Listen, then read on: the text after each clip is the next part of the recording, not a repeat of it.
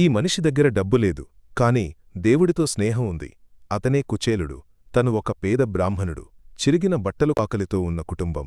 కృష్ణుడు అతని బాల్య స్నేహితుడు. ఒకప్పుడు ఇద్దరూ గురుకులంలో కలిసి చదువుకున్నారు.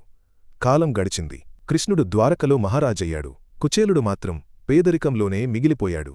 ఒకరోజు కుచేలుడి భార్య అతనితో చెప్పింది, నీ స్నేహితుడు కృష్ణుడు జగన్నాథుడు. ఒక్కసారి ఆయనను దర్శించు. మన కష్టాలు తీరవచ్చు. కుచేలుడికి సిగ్గువేసింది. నేను పేదవాడిని. ఆయన దగ్గరకు ఖాళీ చేతులతో ఎలా వెళ్తాను అన్నాడు. ఇంట్లో ఉన్నది ఒక్కటే, కొద్దిగా అటుకులు. అవే ఒక చిన్న మూట కట్టి భార్య అతని చేతిలో పెట్టింది. అదే కానుకగా తీసుకుని కుచేలుడు నడుచుకుంటూ ద్వారకకు బయలుదేరాడు. రాజభవనం ముందు నిల్చున్న కుచేలుడు వణికిపోయాడు. ఇంత మహారాజు నన్ను గుర్తుపడతాడా అని మనసులో అనుకున్నాడు. కాని కృష్ణుడు కుచేలుడిని చూసిన వెంటనే సింహాసనం వదిలి పరిగెత్తుకుంటూ వచ్చాడు. పేద స్నేహితుడిని గట్టిగా ఆలింగనం చేసుకున్నాడు. సుదామా, ఎంతకాలమైంది అని ఆనందంతో పలికాడు. కుచేలుడు తెచ్చిన అటుకుల మూటను దాచే ప్రయత్నం చేశాడు. కృష్ణుడు నవ్వుతూ అడిగాడు, నాకోసం తీసుకొచ్చిన కానుక ఇదేనా అని.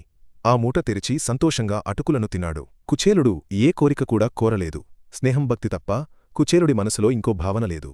ఇంటికి తిరిగి వచ్చిన కుచేలుడు తన గుడిసె స్థానంలో అద్భుతమైన భవనం చూసి ఆశ్చర్యపోయాడు. కళ్లలో నీళ్లు తిరిగాయి. నేను అడగలేదు, కాని నా మనసు కృష్ణుడికి తెలుసు అని అనుకున్నాడు. సంపద మారొచ్చు, కాని నిజమైన స్నేహం ఎప్పటికీ మారదు. అలాగే దేవుడు మన మాటలు వినడు, మన మనసు చూస్తాడు అని కుచేలుడు ఆనందించాడు. వీడియో నచ్చితే సబ్స్క్రైబ్ చేయండి.